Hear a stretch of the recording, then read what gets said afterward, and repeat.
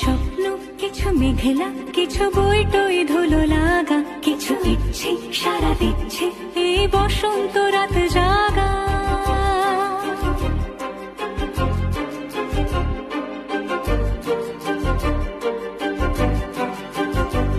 মম চিত্তে পাশ ফিরতে আজ পলাশ ফুলের কাব্য, মিটি মিটতে ফুল ছিঁড়তে শুধু তোমার কথাই ভাববো।